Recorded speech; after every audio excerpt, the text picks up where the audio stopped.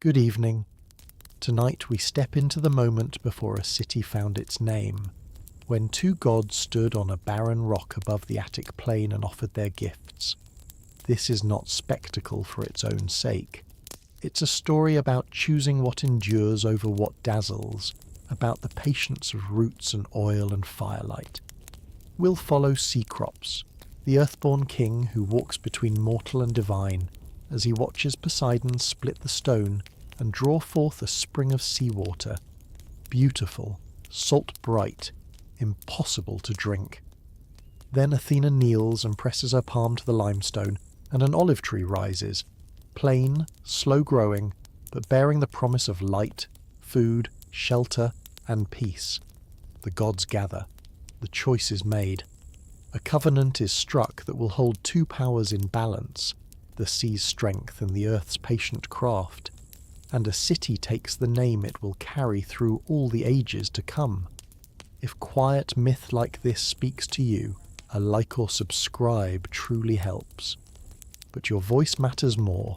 Tell me in the comments what you'd refine, what moved you, what you'd hear more of. You shape what comes next. Now settle in, lie back, let your breathing slow. This story is careful and deliberate, built to carry you gently toward rest.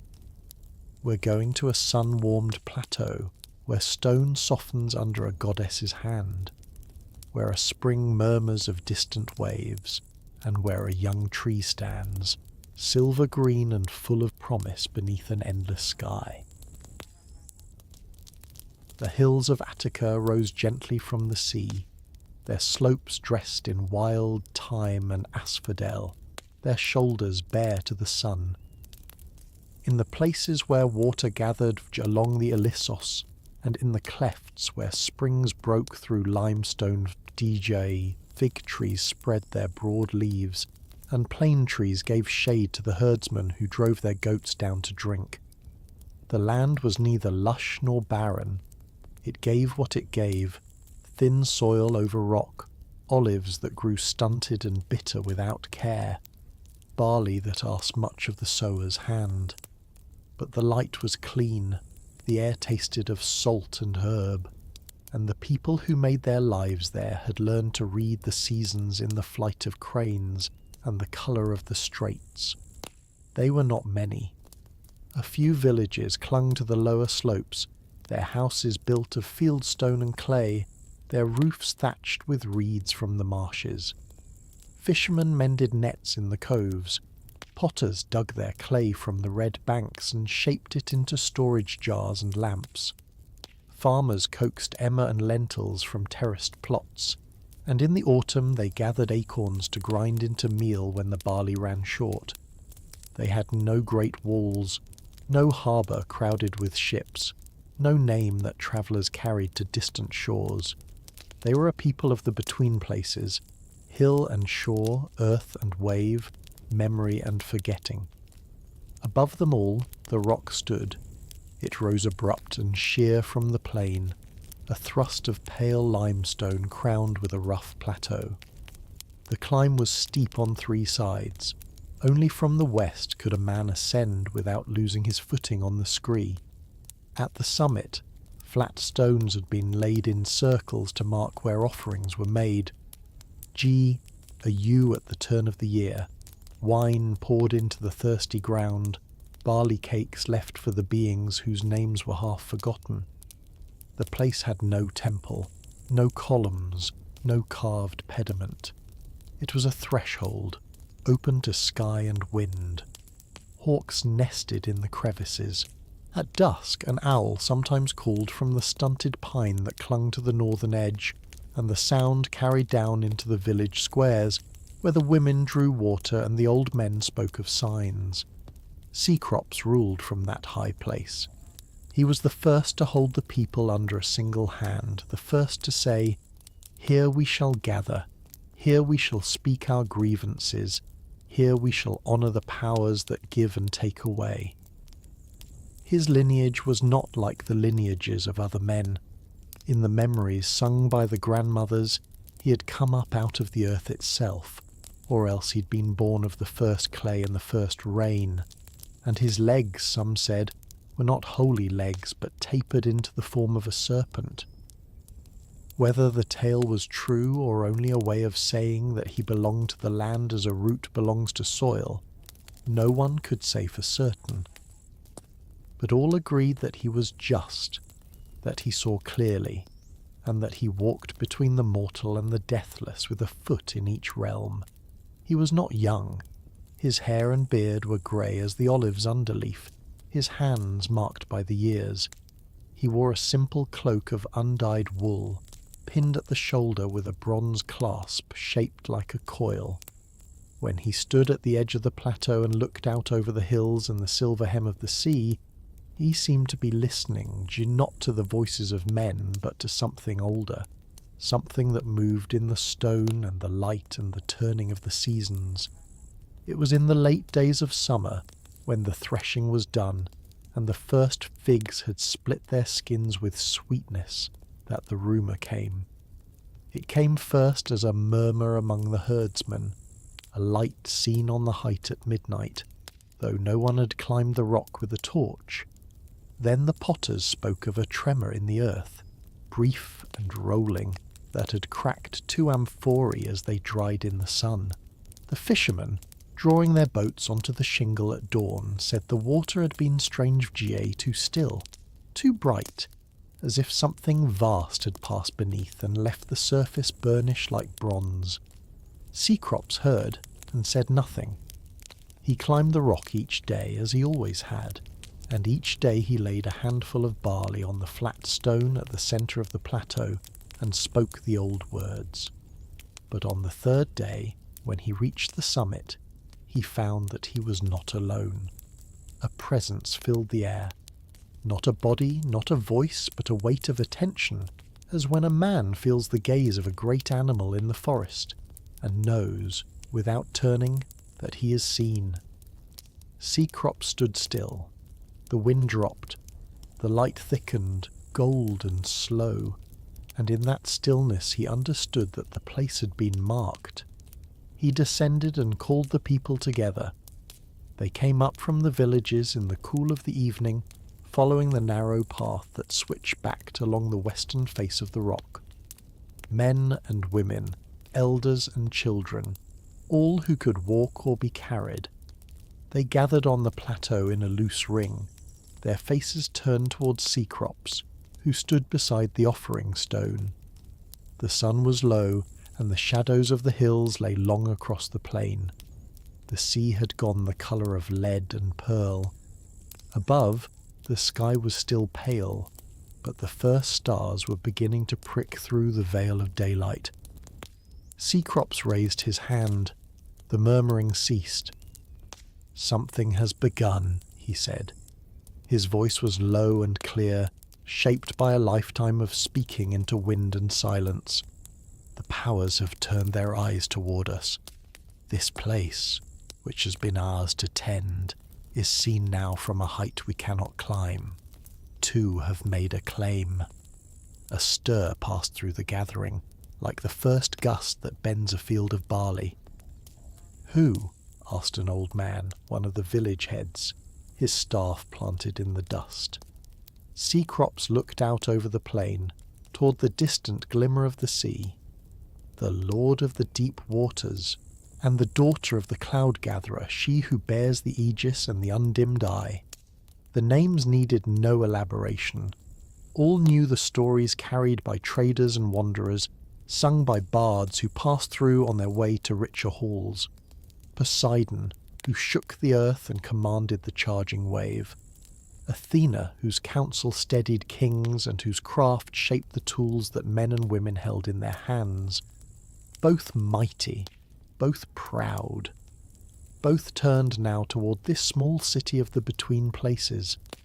A woman spoke, her voice careful. "What do they want?" "To be named guardian of this rock and all who live beneath it," Cecrops said. "To give their blessing and receive the people's honour." "Can we not honour both?" asked another. "That is not for us to decide," Cecrops said quietly. "The terms have been set. and they come from Olympus. There will be a contest. Each will offer a gift.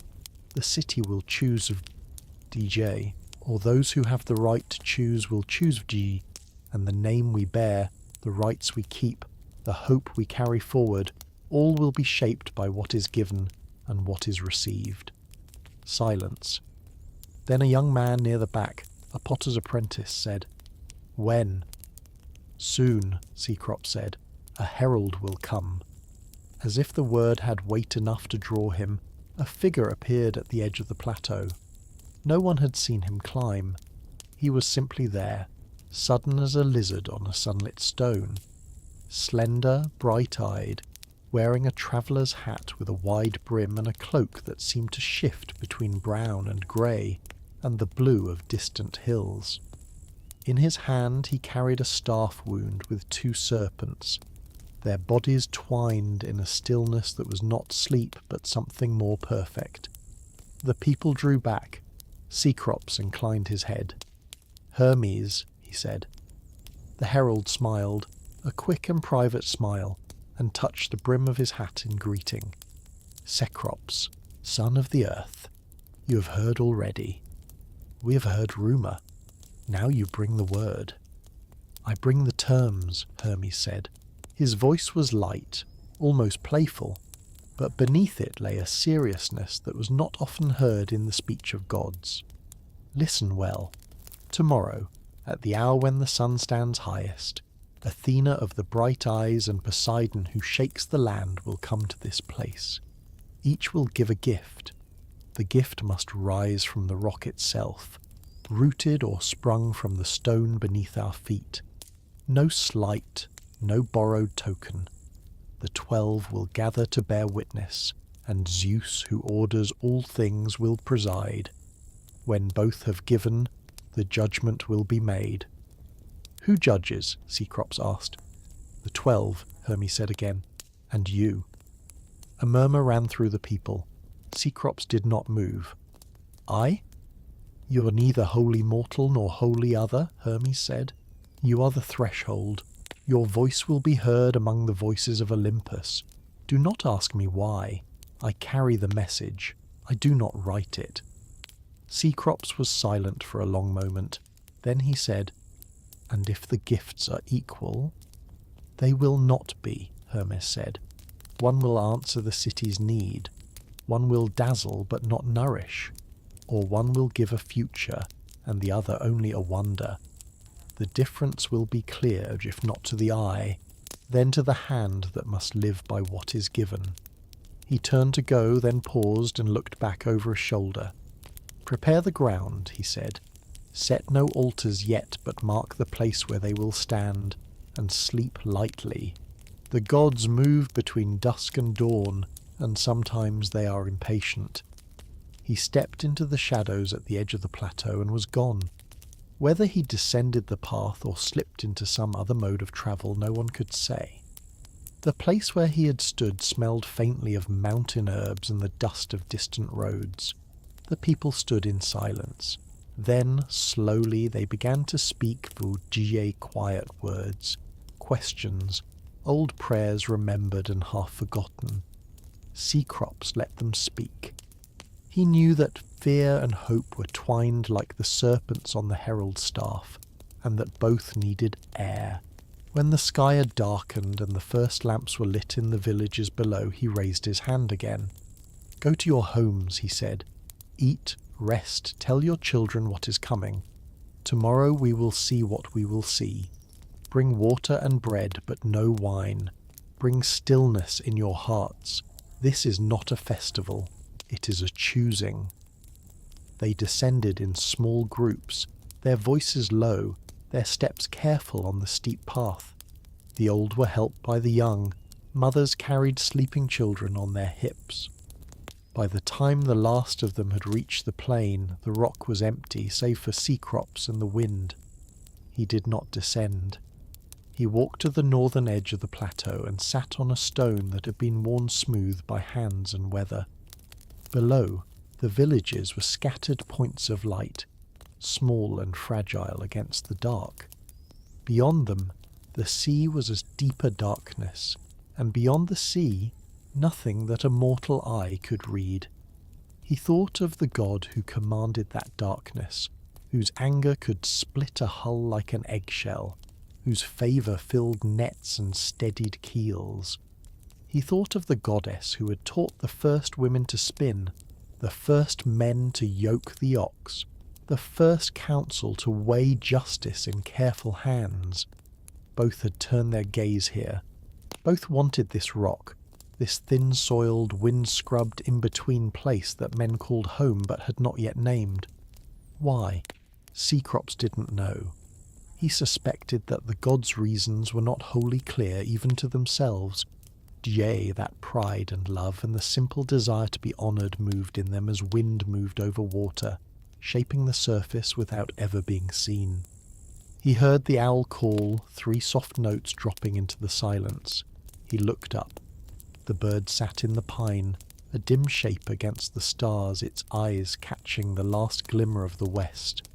It watched him for a moment, then turned its head and looked out over the plain, as if keeping vigil. Cecrops rose. He gathered a handful of dry thistles and laid them on the offering stone, then struck a spark with flint and iron. The flame caught, small and brave, and he fed it with twigs until it burned steadily. He did not speak a prayer aloud. He simply held the question in his mind, Gee, what should I say? What should I see? DJ, and let the smoke carry it upward into the night. The fire burned down to embers. The owl called once more and flew off on silent wings, a shadow against shadows. Cecrops wrapped his cloak around his shoulders and lay down on the stone, his head pillowed on his arm. Above him the stars turned in their ancient paths, and the rock beneath him held the warmth of the day like a memory. He did not sleep deeply. In the hours before dawn he woke several times, listening. Once he thought he heard footsteps measured and light, crossing the plateau. Once he thought he heard the sea, though the shore was too distant for the sound to carry. And once, in the last darkness before the sky began to pale, he felt the earth shiver, just once, a single pulse like the beat of a great heart buried far below. When the sun rose, it rose into a sky without clouds. The light came clear and cold, pouring over the hills and filling the plain with a brightness that made the dust itself seem to glow. Cecrops stood and looked east, toward the shoulder of Hymettus where the first rays struck, and then west, toward the sea that was beginning to take on colour, grey, then bronze, then a blue so deep it seemed almost black in the distance. The people began to arrive before the sun had cleared the horizon. They came quietly, as if entering a sanctuary, and they took their places around the edge of the plateau without needing to be told. The women carried bread and cheese wrapped in cloth. The men carried water skins. The children held their mothers' hands and stared at the empty centre of the circle, where the offering stone stood alone. By the time the sun had climbed a hand's breadth above the hills, the gathering was complete. No one spoke. The light grew warmer, and the shadows shortened, and the rock seemed to hum with the stillness that was not the stillness of absence but of presence withheld, like the moment before a thunderclap when the air grows thick and the birds go silent. Cecrops stood at the edge of the circle, his back to the west, his face toward the people. He had washed and combed his hair and beard. He wore the same plain cloak, but over it he had draped a sash of woven red, the colour of the clay that lay beneath the hills, the colour of the pottery that bore the city's work into the world. It was the only ornament he owned. He did not speak. There was nothing left to say. The terms had been given. The hour had come. The sun reached its height, and the gods arrived. They did not come as men come, climbing step by step. They came as light comes, as wind comes, as the change between one breath and the next. One moment the plateau was empty save for the gathered mortals. The next it was filled. Athena stood to the south, her back to the sun. She was tall and still, and the light seemed to gather around her as if she were a lens through which it must pass before it could touch the world. She wore a long robe the colour of storm clouds at evening, and over it a mantle that shimmered with a faint oily iridescence, like the surface of water under moonlight. On her head, no helmet vg.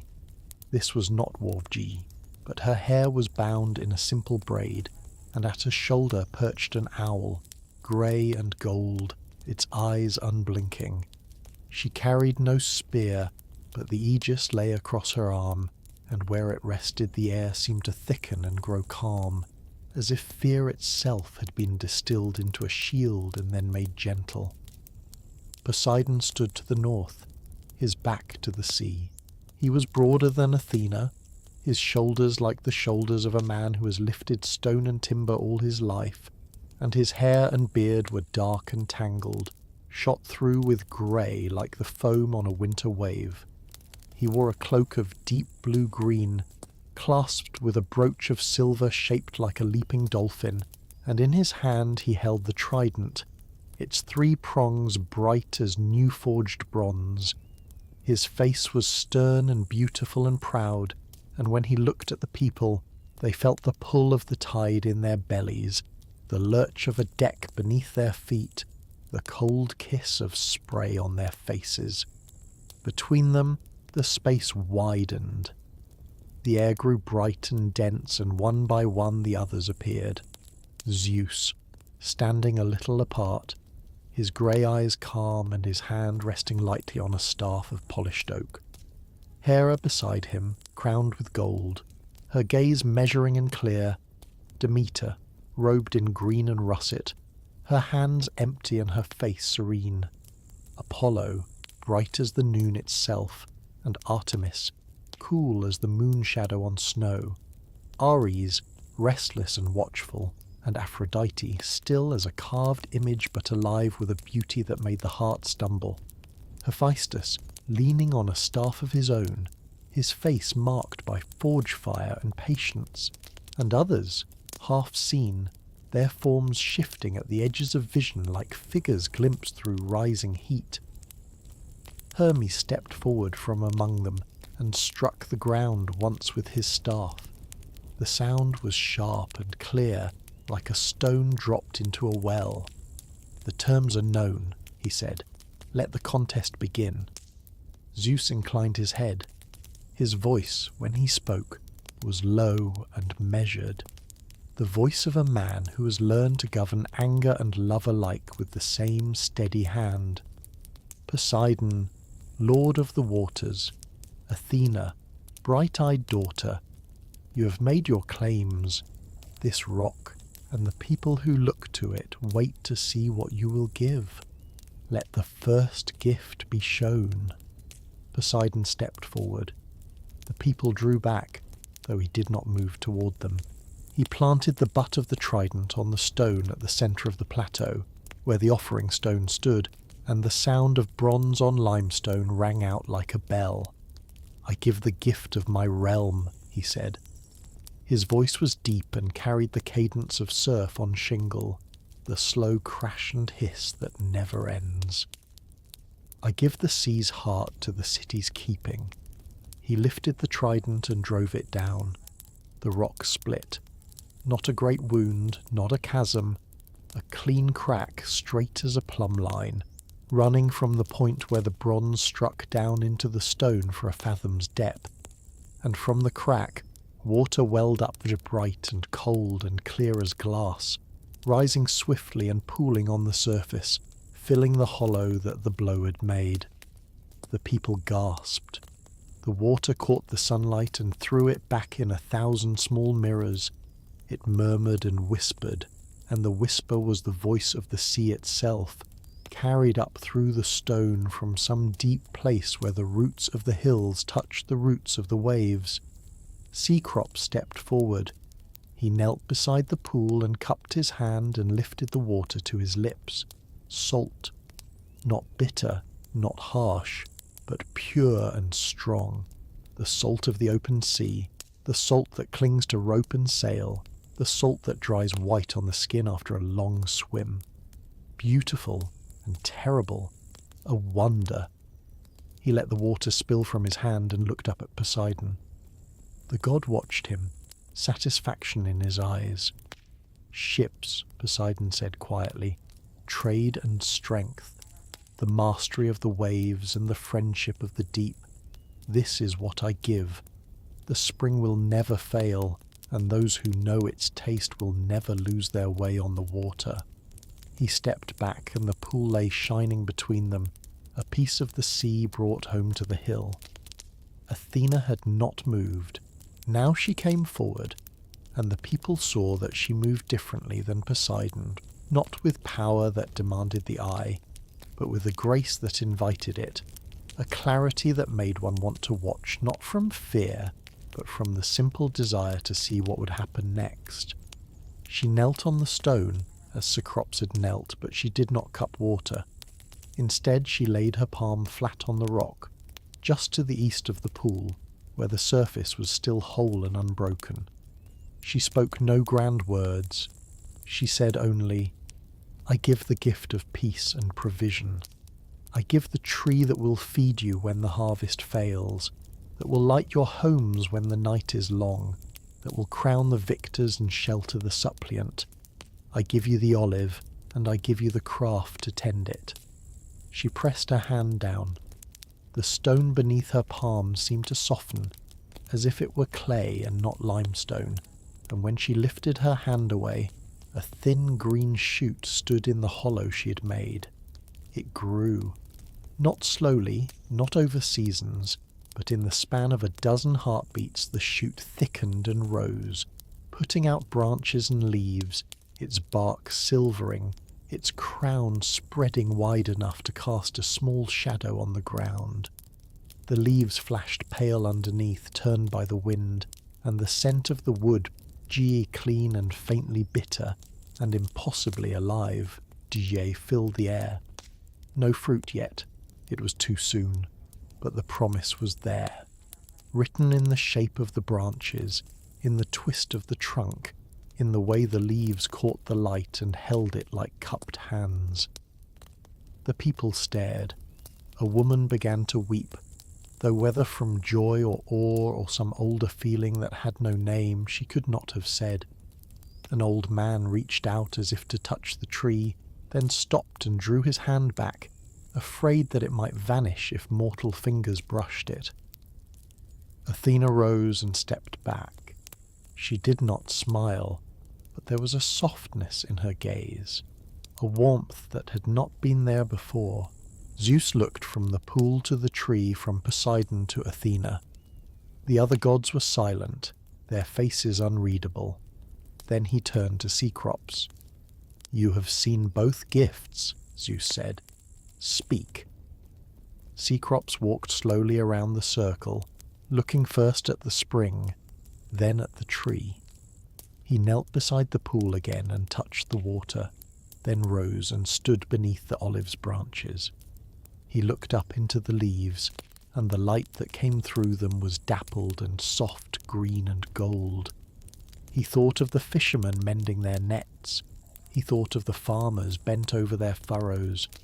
He thought of the potters shaping clay, the weavers at their looms, the mothers nursing children, the elders speaking justice beneath the open sky. He thought of winter, when the wind came cold off the sea and the houses needed light and warmth. He thought of summer, when shade was a blessing and thirst a constant companion.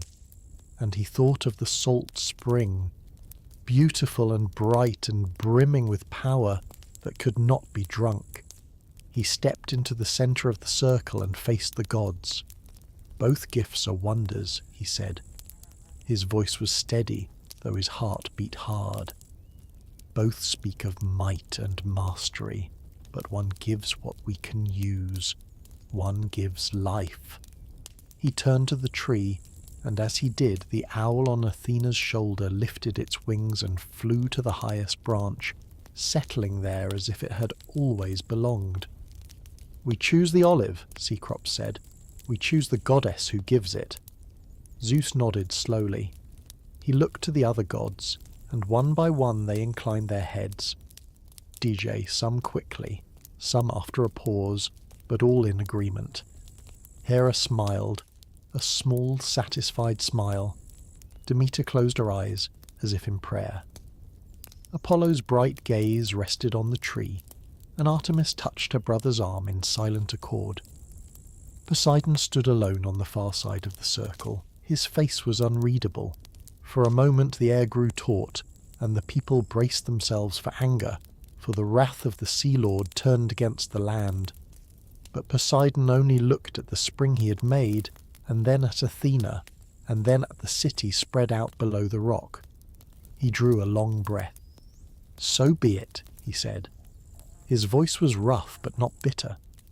"The city is yours, bright-eyed one, but the spring remains. I do not take back what I have given." Athena inclined her head. "It will remain," she said quietly, "and it will be honoured." Zeus struck his staff on the stone. "It is decided. The city takes a guardian and a name. Let the rites be established. Let the covenants be kept." The light around the gods began to fade. Not dimming, but withdrawing, as if it were being gathered back into some other place. One by one they stepped out of the world's edge and were gone.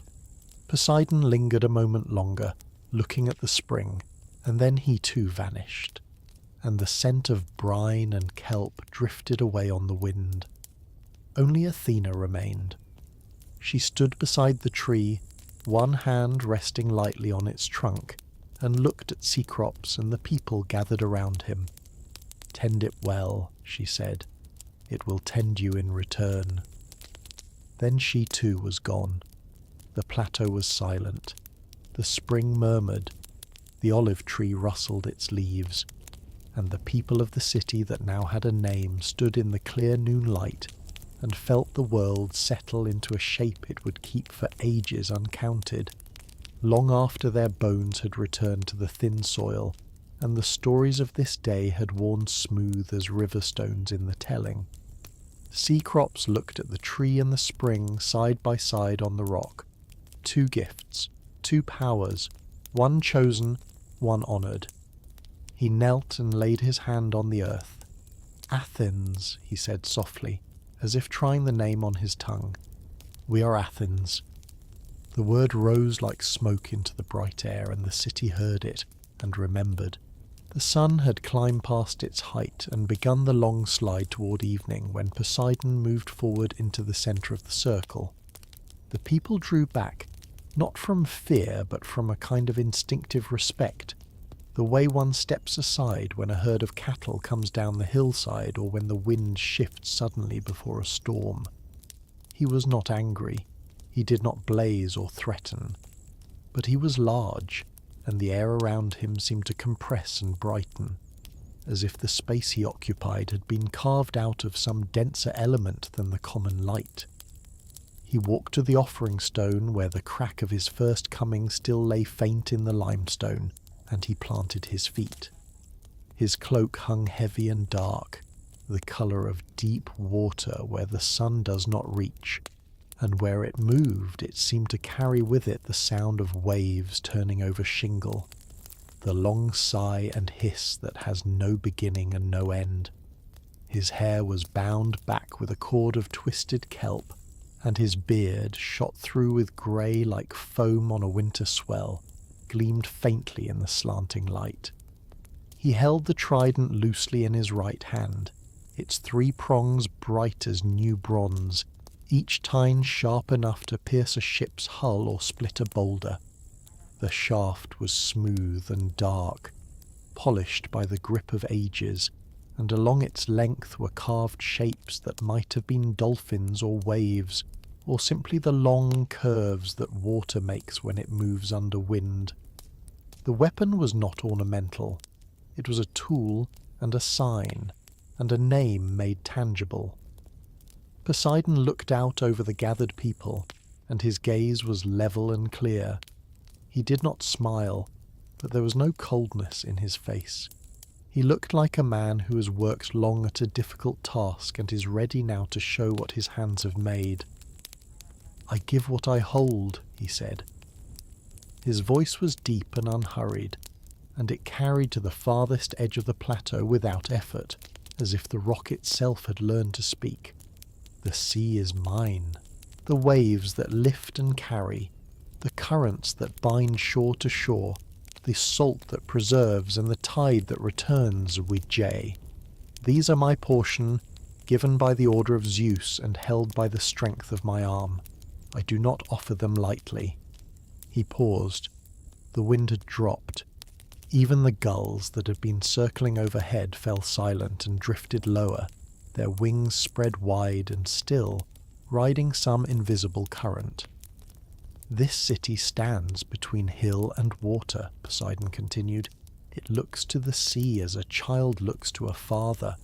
The ships that will one day sail from these shores, the trade that will fill your stores, the alliances that will bind you to islands and distant coasts. All these begin with my blessing. I offer you the sea's heart. I offer you mastery." He lifted the trident. The gesture was neither hurried nor hesitant. He raised it above his head, and the sunlight ran along the prongs like liquid fire, and then he brought it down. The sound was like a bell struck in a deep well. It rang out sharp and clear and impossibly loud, and the rock beneath their feet shivered. Not a violent shaking, not the rolling lurch of an earthquake, but a single pulse, as if the hill had drawn breath and held it. The trident struck the stone a hand's breadth to the west of the offering stone, and where the bronze met the limestone the rock split. It was a clean break, straight as a plumb line, running from the point of impact down into the stone for the length of a man's arm. The edges of the crack were sharp and pale, newly made, and for a moment nothing happened. The people stared. Poseidon stood motionless, the trident still planted in the fissure, his hand resting lightly on the shaft. Then the water came. It welled up from the depths, silent at first, rising through the crack like a living thing seeking the light. Clear as glass, bright as polished silver, it spilled over the edges of the fissure and pooled on the surface of the stone, filling the hollow that the blow had made. The pool grew swiftly, spreading in a widening circle, and the water caught the sunlight and threw it back in 1,000 small mirrors, dazzling and cold. A murmur ran through the gathering. The people leaned forward, straining to see. A few of the bolder ones took a step closer, then stopped, uncertain. The water was beautiful. It gleamed like a handful of stars poured out onto the rock, and the sound it made as it rose and settled was soft and musical, a whisper of surf and the distant crash of breakers on a reef. Poseidon drew the trident from the stone and stepped back. The water continued to flow unhurried, filling the pool until it brimmed at the edges and then ceased, as if some unseen hand had closed a valve deep below. The surface stilled, the light danced across it, and from the pool came a scent of ghee, sharp and clean and unmistakable, vdoom, the scent of the open sea, of salt and kelp and the cold breath of the deeps. Sea crops came forward again, as he'd been invited to do, as was his right and duty.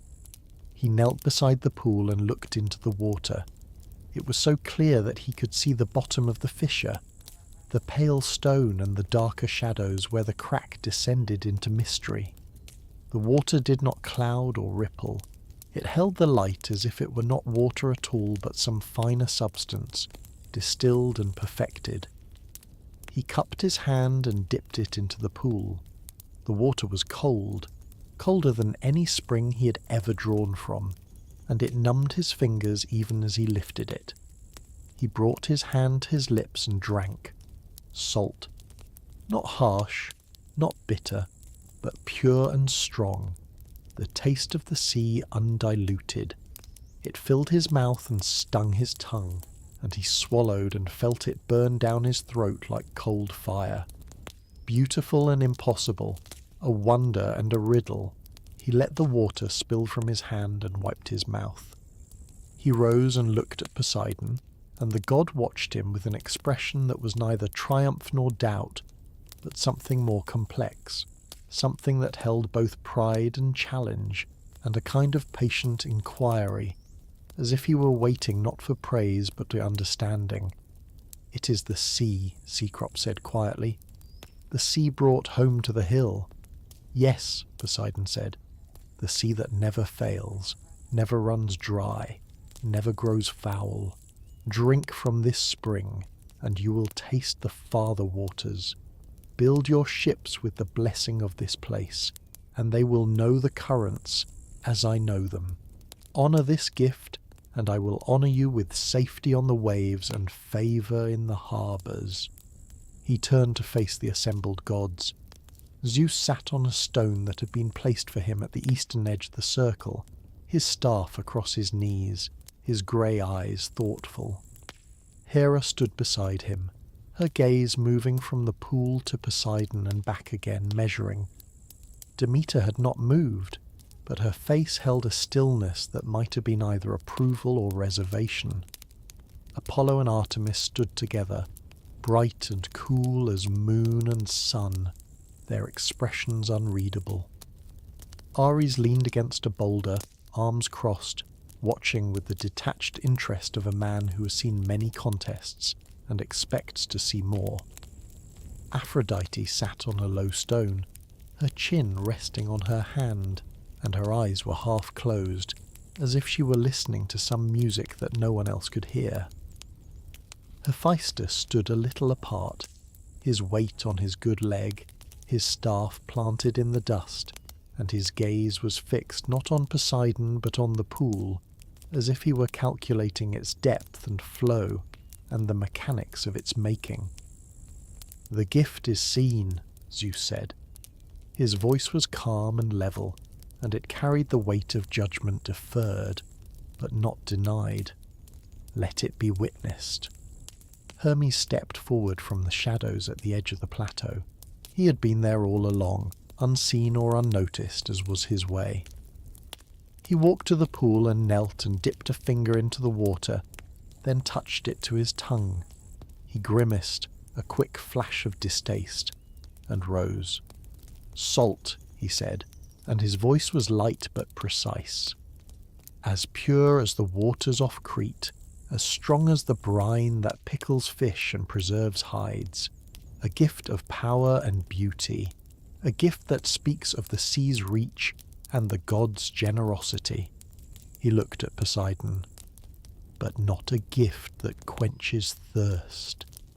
Poseidon's jaw tightened, but he did not speak. The people shifted, murmuring among themselves. A woman near the front, one of the potters, glanced at the pool and then at the water skin she carried slung over her shoulder, and her face was troubled. "A spring that cannot be drunk," said an old man, half to himself. "What use is water that burns the throat?" His neighbour, a fisherman with hands scarred by net and line, shook his head. "It is not for drinking," he said quietly. "It is for remembering, so we do not forget that the sea is near, that we live by its favour." "Remembering does not fill a cup," the old man muttered, but he said no more. Athena had not moved. She stood where she had stood since the gods first appeared, on the southern side of the circle, her back to the sun. The light fell full on her, and her robe and mantle seemed to gather it and hold it, so that she looked like a figure carved from grey stone and then dipped in gold. The owl on her shoulder turned its head, watching the pool with round, unblinking eyes. Poseidon looked at her.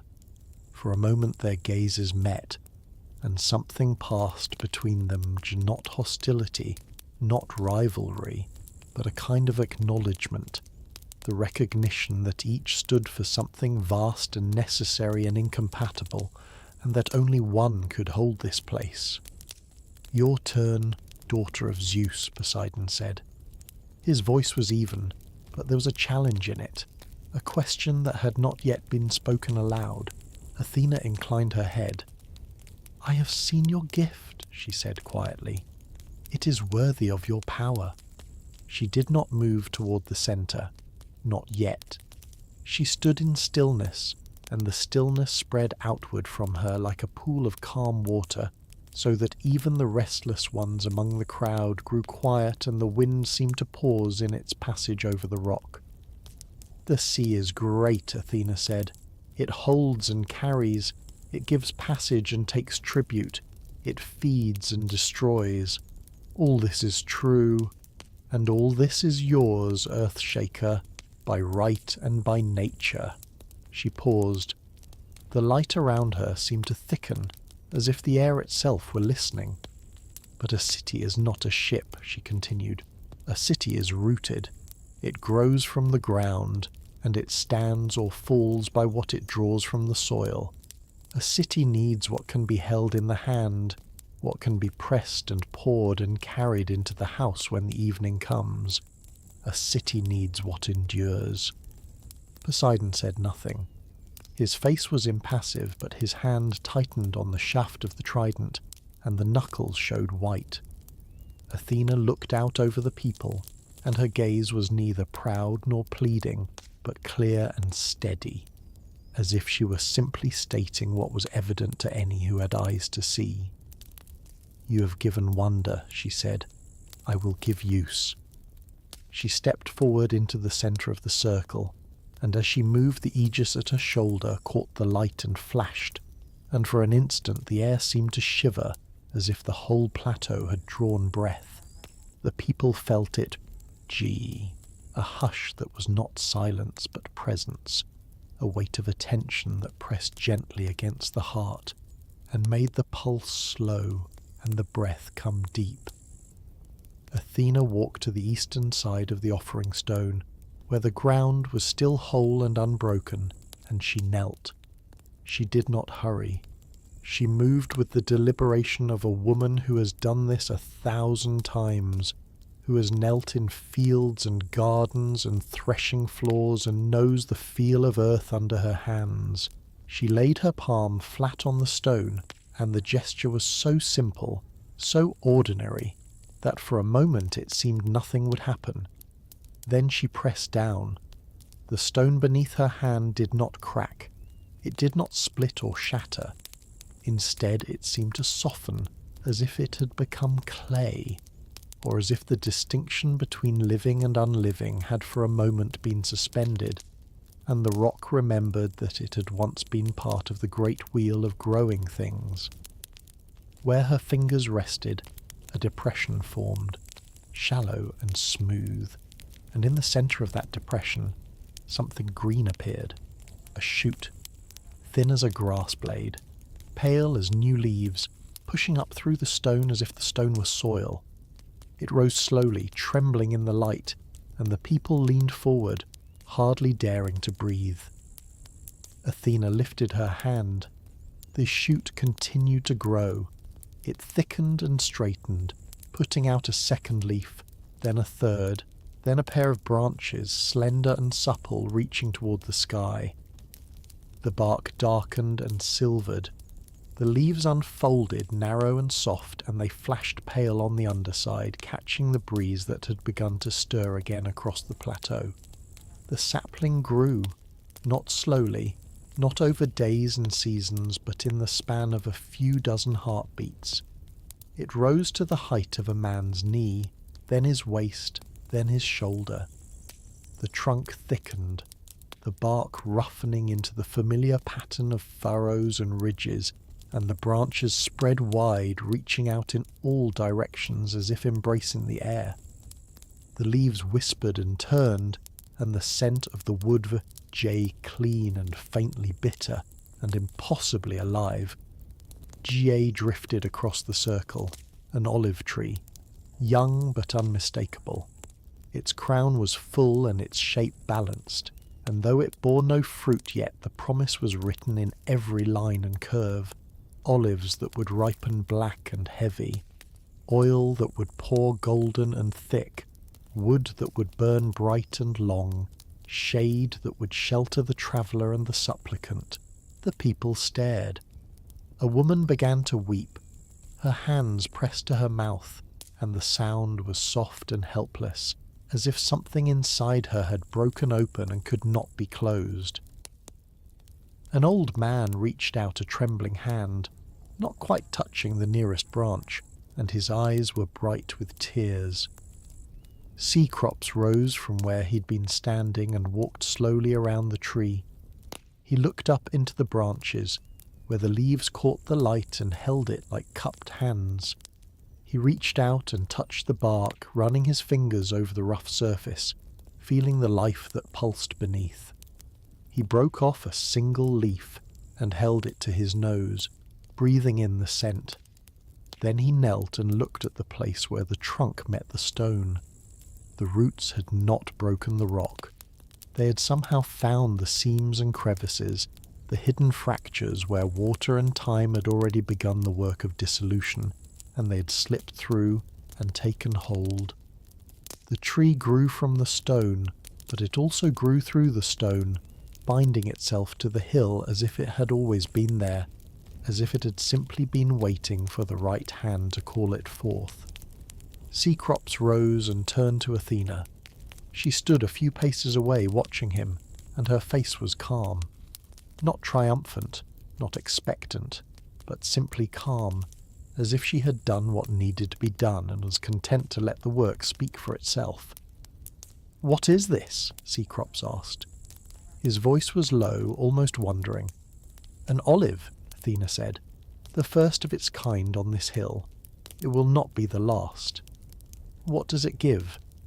"Oil for lamps to light the dark, oil for bread to soften the grain, oil for the body to heal and strengthen, wood for the plough and the loom and the doorpost, shade for the councils and the gatherings, branches for the peace-bearer and the victor, and in time, when the groves spread down the hillsides, a harvest that will feed your children and your children's children, and make this place known wherever men trade and travel." She paused, and her gaze moved from Cecrops to the people and back again. "It is a slow gift," she said quietly. "It does not dazzle. It does not roar or crash or fill the eye with terror and beauty. But it will be here when the storms have passed and the waves have calmed. It will be here in winter, when the sea is closed and the ships are drawn up on the shore. It will be here in summer, when the springs run thin and the barley withers in the field. It will stand, and it will give, and it will ask only care and patience in return." Cecrops looked at the tree, and then at the pool of salt water gleaming a few paces away. Two gifts, two powers, both rooted in the stone, both speaking of strength and sustenance, but in such different tongues. He turned to the assembled gods.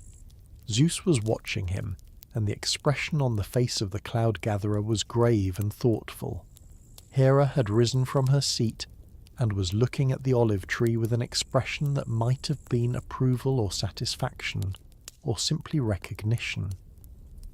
Demeter had stepped forward, and her face had softened, and she nodded once, slowly, as if confirming something she had long suspected. Apollo's gaze moved from the tree to Athena, and a faint smile touched his lips. Artemis stood with her arms crossed, her head tilted, and her eyes were bright and clear as moonlight on water. Ares had straightened, and his face was thoughtful. Aphrodite had risen and walked to the edge of the circle, and she reached out and touched one of the lower branches, and her fingers lingered on the leaf as if she were feeling the texture of silk. Hephaestus stood leaning on his staff, and he was looking not at the tree but at the ground where the roots had entered the stone, and his expression was intent, the look of a craftsman studying a new technique. Poseidon had not moved. He stood beside the pool, the trident planted in the dust, and his face was unreadable. He looked at the tree for a long moment, and then at Athena, and then out over the plain toward the distant line of the sea. His jaw was set, and the muscles in his neck and shoulders were taut, but he said nothing. Hermes walked to the tree and circled it, his steps light and quick. He broke off a leaf, as Cecrops had done, and held it up to the sun, examining the veins and the pale underside. He sniffed it, then tucked it into his belt and turned to the assembled gods. "A tree," he said lightly, "useful, enduring, and altogether practical. No salt, no raw, no gleam of distant wonders, just oil and shade and wood. The sort of gift that does not sing itself but hums quietly in the background of every ordinary day." He looked at Athena, and his eyes were bright with something that might have been amusement or respect or both. "Well played, daughter of Zeus," Athena did not reply. The owl on her shoulder spread its wings and flew to the tree, settling on the highest branch that would bear its weight. It folded its wings and sat motionless, a grey shape against the silver-green leaves, and its eyes gleamed gold in the slanting light. Zeus rose. The murmur that had been building among the people and the gods fell silent. He walked to the centre of the circle, and his steps were slow and measured, and where he walked the dust seemed to settle, as if his presence had weight enough to press the earth into stillness. He looked at the pool and then at the tree. He stood between them, and the light fell across his face, and his expression was grave. "Two gifts," he said. His voice was not loud, but it filled the plateau as if the rock itself were speaking. "Two powers, both given freely, both rooted in this stone, the sea's heart and the earth's child." He turned to Poseidon. "Brother, you have given wonder and strength. The spring you have opened will not fail. It will stand as a sign of your favour and a reminder of your reach. The ships that sail from this shore will carry your blessing, and the people will know that the sea is near and that you are its lord." Poseidon inclined his head, but his eyes were hard. Zeus turned to Athena. "Daughter, you have given sustenance and craft. The tree you have planted will grow and bear fruit, and from its branches will come the means of light and life and peace. The city that tends this tree will prosper, and the people will know that you are its guardian." He paused, and the silence stretched. Then he looked at Cecrops. "The judgment is not mine alone," Zeus said. "You stand between the mortal and the deathless, Cecrops, son of the earth. You have drunk from the spring and touched the tree. Speak. Which gift answers the city's need?" Cecrops felt the weight of every eye upon him. The gods watched, and the people watched, and the rock beneath his feet seemed to hold its breath. He thought of the fishermen who depended on the sea for their livelihood, who prayed to Poseidon before every voyage and poured libations on the shore. He thought of the farmers who bent over their furrows and hoped for rain and sun in their seasons, who looked to the earth for bread and to the gods for favour. He thought of the potters and weavers and smiths who shaped the raw gifts of the world into things that could be used and held and passed on. He thought of winter, when the wind came cold and the lamps burned low. He thought of summer, when the shade was a blessing and the oil a comfort. He thought of the long years ahead, when the city would need not wonders but foundations, not dazzle but endurance. He looked at Poseidon, and he spoke with care and respect. "Lord of the sea, your gift is great. It speaks of your power and your generosity. The spring you have given is beautiful, and it will be honoured. But it cannot be drunk. It cannot fill the lamps or soften the bread or heal the wound. It is a sign, and signs are precious, but they do not feed the hungry or light the dark." He turned to Athena. "Goddess of the bright eyes, your gift is plain. It does not dazzle, and it does not roar, but it gives what we need. The tree will stand through seasons and storms. It will bear fruit that can be gathered and pressed and stored. It will give shade and wood and oil. It will be with us in our daily work, and it will remind us that the gods care not only for glory but for life. He drew a breath. I choose the olive, he said quietly. I choose the goddess who gives it. A long silence. Then Zeus nodded. He looked to the other gods, one by one, seeking their voices. Hera spoke first. The city is a house, and a house needs a roof and a hearth. The olive gives both. I say the choice is just. Demeter stepped forward. The earth gives, and the tree is the earth's child. I honour the gift. Apollo raised his hand. Wisdom and craft go hand in hand, and both are needed. I stand with my sister. Artemis said nothing, but she nodded once sharply, and her gaze was clear. Hephaestus struck his staff on the stone. The tree will give wood for the tools I teach men to make. I agree. Aphrodite smiled, a slow, knowing smile. Beauty that serves is beauty that endures. I am satisfied. Ares shrugged. The olive crowns the victor. Let it stand. One by one the gods gave their assent, until only Poseidon remained. He stood silent, his hand tight on the trident, and his face was dark. For a moment the air grew thick, and the people braced themselves for anger, for the god's wrath turned against the stone and the people who had rejected his gift. But Poseidon drew a long breath and let it out slowly. He looked at the spring, and then at Athena, and then at the tree that stood between them, young and strong and green. So be it, he said at last. His voice was rough but not bitter.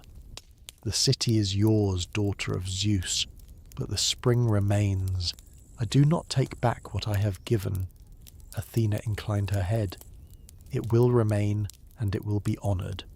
The city will hold both tokens, and both will be remembered. Zeus struck his staff on the stone, and the sound was like thunder muted by distance. It is decided, he said. The city takes a guardian and a name. Let the rites begin. The gods began to fade, not suddenly, not with a flash or a clap of noise, but gradually, as if they were simply stepping back into some other light, some other mode of being. Hera and Demeter, Apollo and Artemis, Ares and Aphrodite, Hephaestus and Hermes with Jay, one by one they withdrew, and the air grew lighter, and the weight of their presence lifted. Poseidon remained a moment longer. He looked at the spring, and his gaze was long and unreadable. Then he turned and walked to the western edge of the plateau, and he looked out over the sea that was his realm, that would always be his realm, whether or not this hill bore his name. He did not turn back. He simply stepped forward, and where his foot would have met the edge of the cliff, he vanished, and a gust of wind came up from the shore, salt and cold and carrying the cry of gulls. Athena stood beside the tree. The owl flew down from the branches and settled on her shoulder, and she reached up and stroked its feathers. She looked at Cecrops, and her eyes were calm and clear. "Tend it well," she said quietly. "It will tend you in return." Then she too was gone, and the plateau was silent save for the murmur of the spring and the whisper of the leaves. The people stood in stillness. The sun had slipped lower, and the shadows were long, and the light was golden and soft. Cecrops walked to the tree and laid his hand on the trunk, and he felt the bark warm beneath his palm, alive and steady. "Athens," he said softly, and the word tasted new on his tongue, like the first fruit of a long-awaited harvest. "We are Athens." The pool lay still, its surface bright as hammered silver, and the murmur of the salt spring filled the silence like a held breath. Poseidon had withdrawn to the northern edge of the plateau, the trident planted beside him, His gaze turned toward the distant line where sea met sky. He did not speak. He did not move, but his presence remained, heavy and watchful, and the people felt it like a weight against their shoulders. Athena stood where she had stood throughout, on the southern side of the circle, her back to the sun that was now beginning its descent toward the western hills. The light fell across her in long golden bands, and where it touched her robe and mantle, the fabric seemed to gather and hold the warmth, so that she appeared almost to glow. The owl on her shoulder turned its head, watching the assembly with round, unblinking eyes, and the aegis lay quiet across her arm, its dark surface catching no reflection, absorbing the light as if it were a surface that could drink. She had not spoken since Poseidon had given his gift. She had watched in silence as Cecrops knelt and tasted the water, as Hermes had pronounced judgment on the spring's beauty and its uselessness, as the people had murmured and shifted and wondered. Now the time had come for her to answer, and she moved forward with a grace that was neither hurried nor slow, but measured, as if each step had been considered long before and now simply followed the path that had always been there. She crossed the circle and came to the place where the offering stone stood, a few paces to the east of the salt pool. The ground there was smooth and pale, worn by feet and weather, and the stone beneath was sound, unbroken. She looked down at it for a moment, as if reading something written in the grain of the limestone, and then she knelt. The people leaned forward. Even the gods standing at the edges of the plateau seemed to draw closer, though none of them moved. The air grew thick and still, and the light thickened with it, so that the whole plateau seemed to be holding its breath. Athena laid her right hand flat on the stone. Her fingers were long and pale, the nails trimmed short, and there was no ornament on them, no rings, no bracelets, nothing to distract from the simplicity of the gesture. She pressed down gently at first, then with a steady, increasing pressure, and the stone beneath her palm seemed to soften, as if it were clay instead of limestone, as if the distinction between living and unliving had for this moment been set aside. Where her hand rested, a hollow formed, shallow and smooth, no deeper than the first joint of a finger.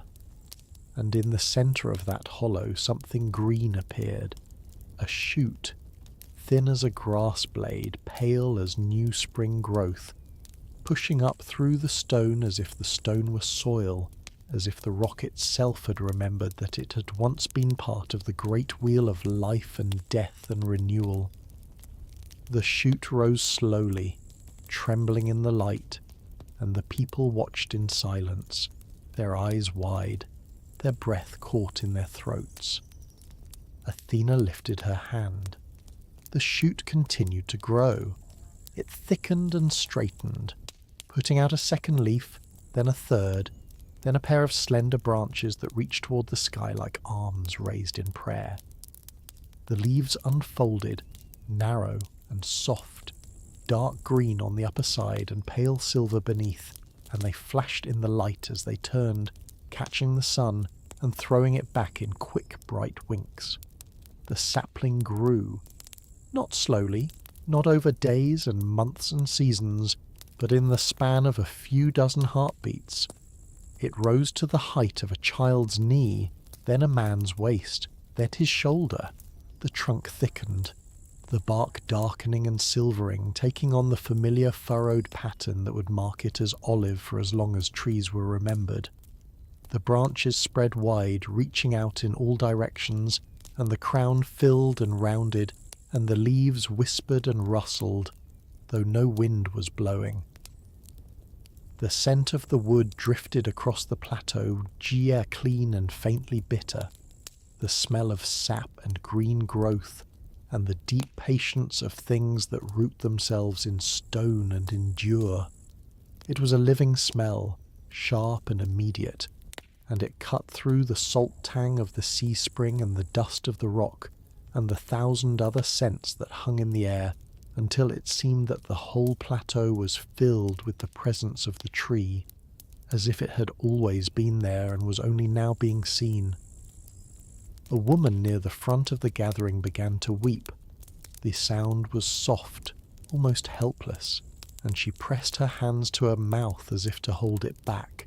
But the tears came anyway, running down her cheeks and dripping onto the dust. Beside her, an old man reached out a trembling hand toward the tree, then stopped and drew it back, afraid that his touch might break the spell, might cause the vision to dissolve like morning mist. Athena rose. She stepped back from the tree and stood beside it, one hand resting lightly on the trunk, and she looked out over the people.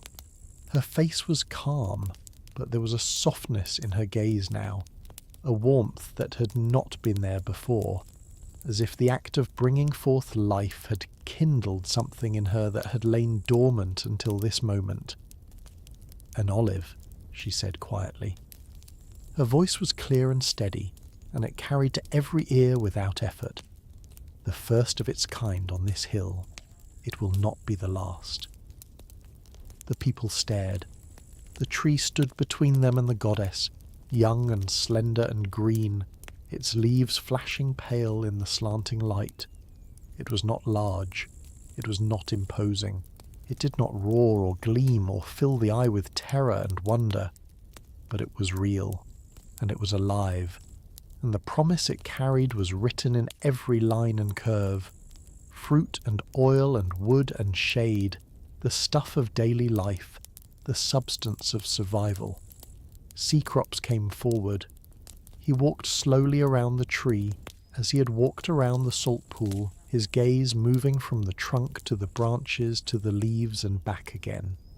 He reached out and touched the bark, feeling the rough texture under his fingertips, the warmth of the sun still held in the wood.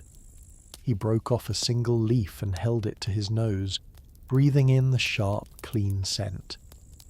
Then he knelt and looked at the place where the trunk met the stone. The roots had not shattered the rock.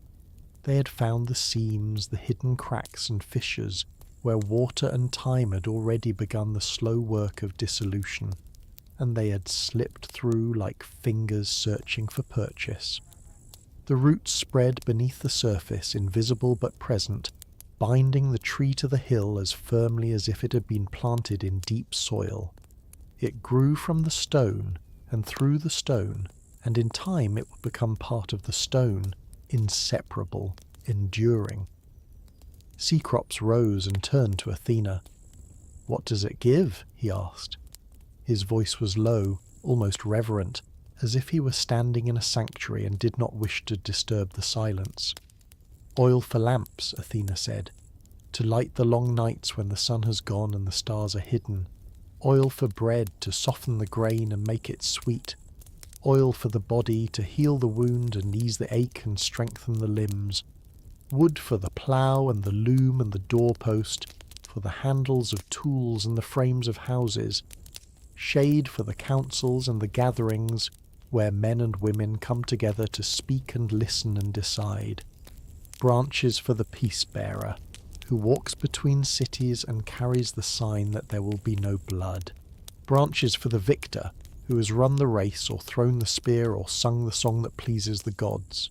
She paused, and her gaze moved from Cecrops to the people and back again. "And in time, when the groves spread down the hillsides and cover the slopes, a harvest that will feed your children and your children's children, and make this place known wherever men trade and travel." A murmur ran through the gathering, low and soft, like the sound of wind moving through a field of barley. The people leaned toward one another, speaking in whispers, and their faces were lit with a mixture of wonder and relief, and something deeper, something that might have been recognition, but the sense that a door had been opened, and beyond it lay a future that they could see and touch and build. "It is a slow gift," Athena continued, her voice still quiet but carrying a note of gentle insistence, as if she wanted to be sure they understood. It does not dazzle, it does not roar or crash or fill the sky with light, but it will be here when the storms have passed and the waves have stilled. It will be here in winter when the sea is closed and the ships are drawn up on the shore and the wind howls down from the mountains. It will be here in summer when the springs run thin and the barley withers in the field. It will stand and it will give, and it will ask only care and patience in return. She looked at the tree and her hand moved along the trunk, her fingers tracing the furrows in the bark. "Tend it well," she said softly. "Prune it when the branches grow too thick. Water it when the rains fail. Gather the fruit when it ripens, and press it and store it and use it with gratitude. The tree will remember your care, and it will give in measure with what it receives." Cecrops nodded slowly. He looked at the tree, and then at the salt pool gleaming a few paces away, and then at the people gathered around the plateau. He thought of the fishermen who would still sail and still need the sea's favour. He thought of the farmers who would plant and tend and harvest, who would press the olives and store the oil and light the lamps when the darkness came. He thought of the potters and weavers, the smiths and carpenters, who would shape the gifts of the earth and sea into things that could be used and held and passed on. He thought of the city that would grow from this moment, spreading down from the rock into the plain, filling the valleys and climbing the hills, sending out roads and ships and messengers to the wider world. And he thought of the name that would go with it, the name that was already forming in his mind like a word half-remembered from a dream. He turned to Zeus. The father of gods sat on his stone at the eastern edge of the circle, his staff across his knees, his grey eyes watchful. Hera stood beside him, her face composed, her hands folded before her. Demeter had come forward and was standing near the tree, her gaze resting on the leaves with an expression that might have been satisfaction or simply quiet pleasure. Apollo and Artemis stood together, bright and still, their eyes moving from the tree to Athena and back again. Ares had straightened from his slouch against the boulder, and his face was thoughtful. Aphrodite had risen from her seat and walked to the tree, and she reached out and touched one of the lower branches, her fingers lingering on a leaf as if she were testing its texture. Hephaestus leaned on his staff, his gaze fixed on the place where the roots entered the stone, and his expression was intent, the look of a craftsman studying a new technique that he wanted to understand and perhaps one day replicate. Hermes stood a little apart, his arms crossed, his head tilted, and a faint smile played at the corners of his mouth. "Lord Zeus," Cecrops said, and his voice was steady though his heart beat hard. "I have seen both gifts. I have tasted the water of the sea, and I have touched the wood of the olive. Both are wonders, both speak of power and generosity. But one gives what we can use, one gives life." Zeus inclined his head. "Speak plainly, Cecrops. The judgment is yours to give." Cecrops drew a breath. He looked at Poseidon standing silent at the northern edge of the plateau, the trident beside him, his face unreadable. Then he looked at Athena standing beside the tree, her hand resting on the trunk, her gaze calm and clear. "The spring is beautiful," Cecrops said. "It speaks of the sea's might and the reach of trade and the promise of ships and harbours. But it cannot be drunk. It cannot fill the lamps or soften the bread or heal the wound. It is a sign, and signs are precious. They remind us of what is greater than ourselves. But they do not feed the hungry, or light the dark, or shelter the weary." He turned to the tree. "The olive is plain. It does not dazzle. It does not fill the eye with terror or the heart with awe. But it gives what we need. The tree will stand through seasons and storms. It will bear fruit that can be gathered and pressed and stored. It will give shade and wood and oil. It will be with us in our work, and it will remind us that the gods care not only for glory but for life. He looked back at Zeus, and his voice was firm. I choose the olive. I choose the goddess who gives it. The silence that followed was long and deep. Even the wind seemed to pause, and the light grew thick and golden, as if the sun itself were listening. The people held their breath.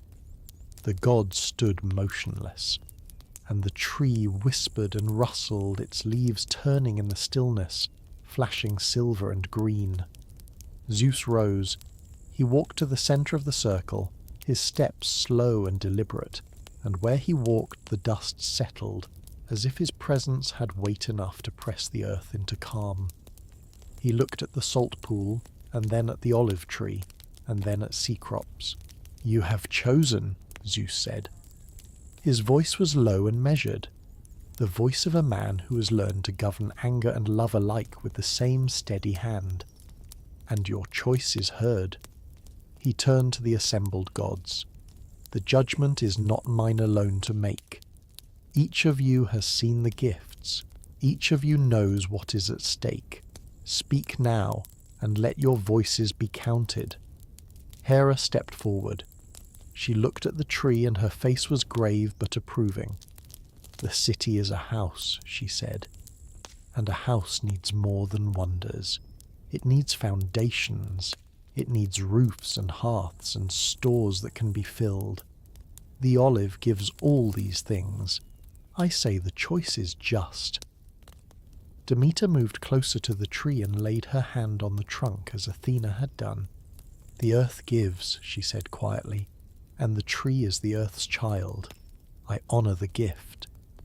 Apollo raised his hand, and the light seemed to gather around him bright and clear. "Wisdom and craft go hand in hand," he said, "and both are needed if a city is to endure. I stand with my sister." Artemis nodded once sharply. She did not speak, but her gaze was steady, and her agreement was clear. Hephaestus struck his staff on the stone, and the sound rang out like a hammer on an anvil. "The tree will give wood for the tools I teach men to make," he said. "The press and the plough, the loom and the lathe. I agree." Aphrodite smiled, a slow, knowing smile that held both warmth and a kind of wistful pleasure. "Beauty that serves is beauty that endures," she said. "I am satisfied." Ares shrugged, but his voice when he spoke was not dismissive. "The olive crowns the victor," he said. "Let it stand." One by one the gods gave their assent, their voices rising and falling in a rhythm that was almost musical, almost like a hymn. And with each voice the decision grew firmer, the outcome clearer, until only one remained. Poseidon stood at the northern edge of the plateau, his hand tight on the trident, his face dark. For a long moment he said nothing, and the air grew taut, and the people braced themselves for the anger that they knew could come. The wrath of the Sea Lord turned against the hill, the earthquake that would split the rock and send the city tumbling into ruin. But Poseidon drew a long breath and let it out slowly. He looked at the spring he had made, bright and clear and gleaming in the slanting light. He looked at the tree, young and green and full of promise. And he looked at Athena, who stood beside the tree with her hand on the trunk, her gaze steady and unafraid. "So be it," Poseidon said at last. His voice was rough, but not bitter. "The city is yours, daughter of Zeus, but the spring remains. I do not take back what I have given." Athena inclined her head. "It will remain," she said quietly, "and it will be honoured. The city will hold both tokens, and both will be remembered." Poseidon nodded once, and then he turned and walked to the western edge of the plateau. He did not look back. He simply stepped forward, and where his foot would have met the edge of the cliff he was no longer there. A gust of wind came up from the shore, salt and cold, carrying the cry of gulls and the distant crash of surf, and the scent of kelp and brine drifted across the rock and then faded, as if the sea had drawn breath and then exhaled and moved on.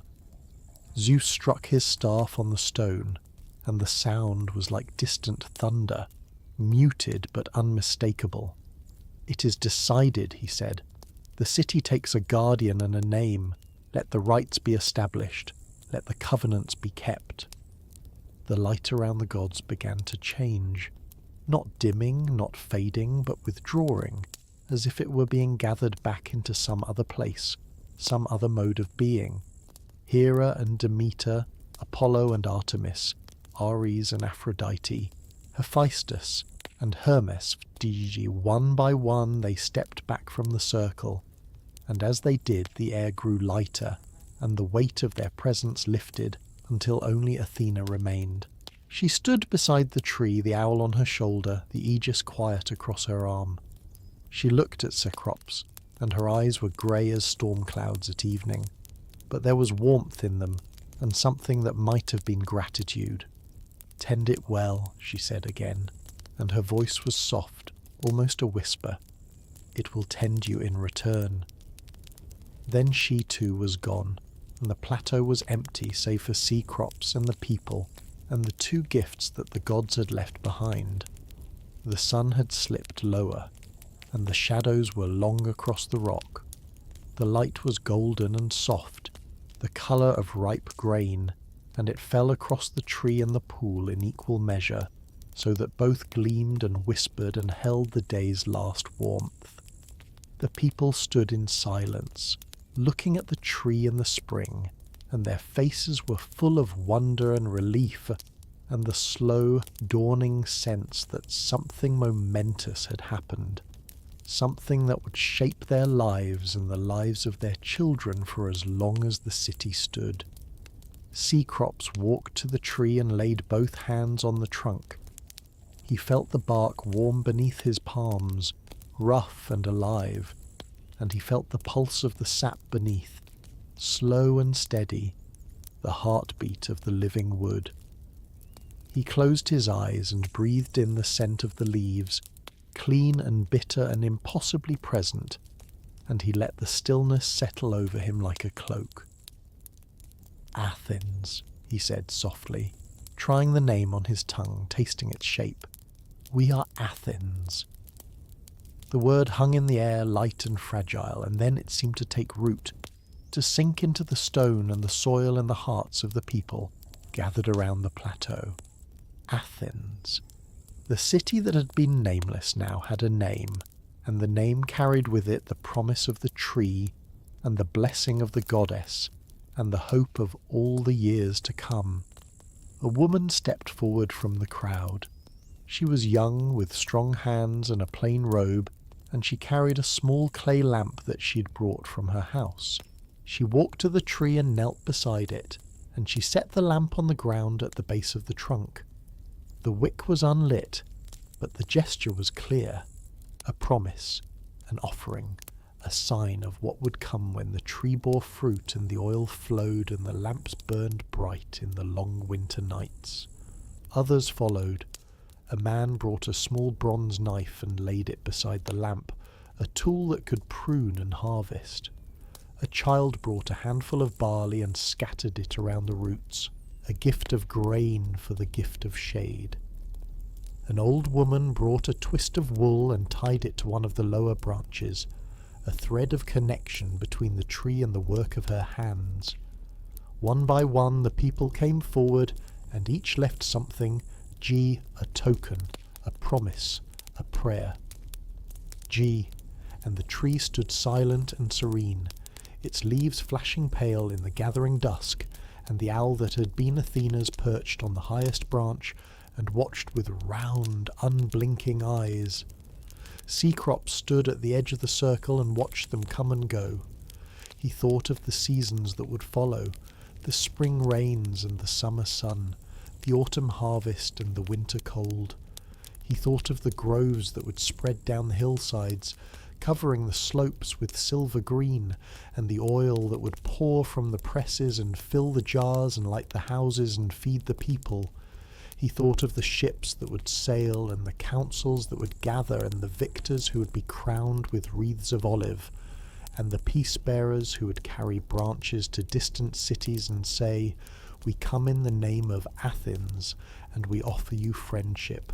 And he thought of the spring that still murmured at the western edge of the plateau, bright and clear and full of the sea's voice, a gift that had been given and not taken back, a sign that the city would hold both tokens and honour both powers, and that the covenant between gods and mortals would be built not on one gift alone, but on the tension and balance between them. When the last of the people had made their offerings, Cecrops walked to the spring and knelt beside it. He cupped his hand and dipped it into the water, and he lifted it and let it spill through his fingers, bright and cold.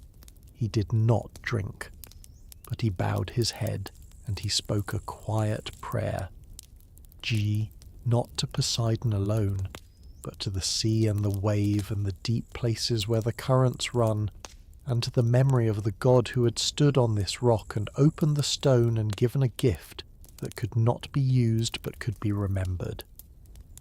Then he rose and walked to the tree, and he laid his hand on the trunk one more time, feeling the warmth and the life beneath the bark. The owl called once, a soft liquid note, and the sound carried across the plateau and down into the plain, where the villages were beginning to light their evening fires. Cecrops looked out over the land. The sun had touched the horizon, and the sky was flushed with rose and gold, and the sea was a sheet of hammered bronze, glowing and still. The hills rolled away in gentle waves, clothed in thyme and asphodel, and the first stars were beginning to prick through the veil of daylight. "Athens," he said again, and this time his voice was stronger, more certain. "We are Athens, and we will endure." The wind rose soft and warm, and it moved through the leaves of the olive tree, and the leaves whispered and turned, flashing silver in the dying light. And the city that had been nameless took its name and its guardian and its future into its hands, and began the long work of becoming what it would one day be. A place of craft and counsel, of ships and olive groves, of councils and competitions, of lamps burning bright in the winter darkness, and wreaths woven for the victors and branches carried to the gates of distant cities in the hope of peace. The tree stood, the spring murmured, and the rock held them both, enduring and patient as the night came on and the stars wheeled overhead in their ancient courses. The stars came out one by one over the plateau, and the people descended in silence, carrying with them the memory of what they had seen. They went down the western path in small groups, their steps careful on the steep stone, their voices low when they spoke at all. The lamps in the villages below flickered to life, small points of warmth against the gathering dark, and the smoke of evening fires rose thin and pale into the still air. Cecrops did not descend. He remained on the rock as the last of the people made their way down, and when the plateau was empty save for himself and the two gifts that the gods had left behind, he walked to the edge and looked out over the land that now had a name. Athens. The word still felt new on his tongue, shaped like breath and leaf, like the rustle of wind through silver-green branches. He spoke it again, quietly, testing its weight. Athens. The tree stood behind him, young and slender, its leaves whispering in the night breeze. The salt spring murmured at the western edge, a soft continuous sound like distant surf. Both were present, both would remain. The hill held them as it held the stone and the sky, and Cecrops understood that this was the covenant. Not one gift alone, but two. Not victory without honour, but balance held in careful hands. He turned and walked back to the centre of the plateau. The offerings that the people had left lay scattered around the base of the olive tree, jade lamps and tools and threads of wool, barley and bronze and small clay figures shaped like owls and fish. He knelt and gathered them carefully, arranging them in a circle around the trunk, and as he worked he thought of the rites that would need to be established, the festivals and sacrifices that would mark the seasons and bind the city to its guardian. A sanctuary would be built here, in time. Not yet. Ga. The stone was still raw, still marked by the god's presence in a way that made mortal construction seem premature. But when the moment came, walls would be raised and a roof set over the tree and the spring, and the place would become what it had always been meant to be.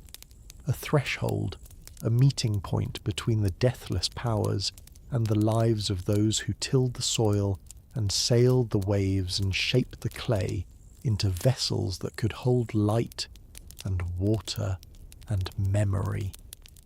He rose and walked to the salt spring. The pool was still, its surface smooth as polished bronze, and the light of the rising moon lay across it in a silver band. He knelt and cupped his hand and dipped it into the water, lifting it and letting it spill through his fingers. The cold numbed his skin, and the scent of brine rose sharp and immediate, carrying with it the memory of Poseidon's face. Gia proud and stern and marked by something that might have been disappointment, or simply the resignation of one who has offered what he has and seen it weighed and found wanting. But the spring remained. That was the covenant's other half, the balance that kept the hill from belonging wholly to one power. Athena had won the city's guardianship, but Poseidon's gift had not been erased, and his honour would not be forgotten. The sea was still near, and the ships would still sail, and those who made their living on the water would still pour libations and speak the old prayers. Cecrops bowed his head. "Lord of the deep waters," he said quietly, his voice barely more than a whisper, "your gift is honoured. The spring will stand, and those who come after will remember that you offered this city your blessing. May the covenant hold. May the sea and the city keep faith." The water murmured, and a gust of wind came up from the shore, salt-scented and cool, and then passed on, leaving the air still. He rose and walked to the olive tree. The moon was higher now, and its light fell through the branches in dappled patterns, silver and shadow interleaved. He laid his hand on the trunk and felt the warmth of the wood, the slow pulse of the sap beneath the bark. The tree was alive in a way that the spring was not. DJ, rooted and growing, drawing sustenance from the stone and the soil and the light, giving back shade and the promise of fruit. "Lady of the bright eyes," Cecrops said, and his voice was steadier now, filled with the weight of the choice that had been made and the future that stretched out from this moment like a road leading into unknown country. "You are the city's guardian. We will tend your tree and honour your counsel. Guide us in the work that lies ahead. Teach us to see clearly, to judge justly, to build what endures." The leaves whispered, and the owl that had perched in the branches earlier called once, a soft liquid note, and then fell silent. Cecrops closed his eyes and stood in the stillness, feeling the rock beneath his feet and the wind on his face and the slow turning of the stars overhead. The moment stretched and held, and in that holding he felt something settle.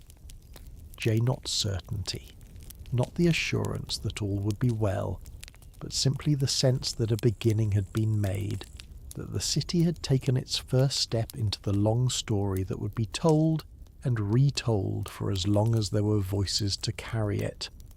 When he opened his eyes, the night had deepened. He gathered his cloak around his shoulders and lay down on the stone beside the tree, his head pillowed on his arm, and he looked up through the branches at the stars. They wheeled in their ancient courses, indifferent and eternal, and he watched them until his eyes grew heavy and sleep took him.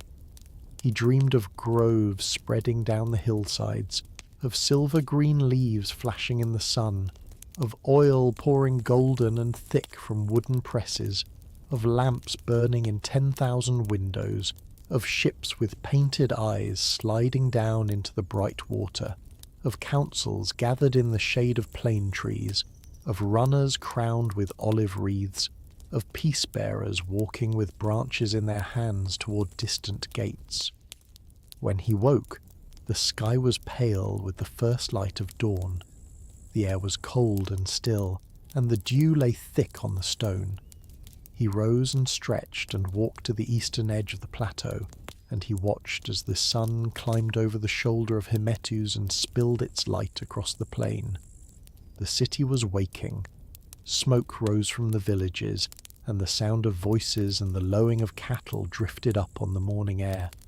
The sea was a sheet of hammered silver, and the hills rolled away in gentle waves clothed in thyme and asphodel and the first pale green of new growth. Cecrops turned and looked at the tree. In the morning light it seemed larger than it had the night before, more solid, as if it had put down deeper roots while he slept. The leaves caught the sun and flashed, and the bark was warm to the touch, and the scent of the wood was clean and alive. He walked to the spring and knelt and washed his hands and face in the cold salt water, and then he rose and began the descent. The days that followed were filled with work. Cecrops called the people together in the open space below the rock, where the ground was level and the voice could carry, and he spoke to them of what had been decided and what would come. "The city has a name," he said, "Athens. We are Athens, and we are under the protection of Athena, who has given us the olive. But the spring of Poseidon remains on the hill, and his honour will be kept. We will build a sanctuary that holds both gifts, and we will establish rights for both powers, and the covenant will be this: that the city honours the sea and the craft, the wave and the tree, the strength that comes from the deep, and the wisdom that grows from the earth." The people listened, and when he had finished they murmured their assent, and the work began. Stones were gathered from the hillsides and carried up to the plateau. Not many Vdirzenje, the sanctuary would be simple, open to the sky, with low walls to mark the boundaries and a threshold carved with the signs of the covenant. A mason, an old man whose hands were gnarled but steady, offered to carve the stone, and he worked slowly and carefully, shaping the limestone into a lintel that would span the entrance. On one side he carved an olive branch, on the other a trident, and between them a serpent coiled in a pattern that spoke of the earth and the hidden roots of the city. "Why the serpent?" asked a young man who'd come to watch. The mason did not look up from his work. "Because the city is born of the earth," he said, "and the earth remembers. Cecrops is the bridge, the one who walks between the old powers and the new. The serpent is his sign, and it will be the city's sign, Tuv G, a reminder that we are rooted here, that this place is ours and we are its." The young man nodded and went away, and the mason continued his work, the chisel ringing softly against the stone. While the sanctuary was being built, others went down into the valleys and began to plant. They took cuttings from the sacred tree Vdirgie carefully, reverently, asking Cecrops to speak the words that would make the taking right of DJ, and they carried them down to the terraced slopes and pressed them into the soil. Some of the cuttings took root and some did not, but those that did began to grow, putting out leaves and thickening into saplings, and by the end of the first season there were a dozen young olive trees scattered across the hillsides, and by the end of the second there were 50. The groves spread slowly as Athena had said they would. There was no hurry, no urgency.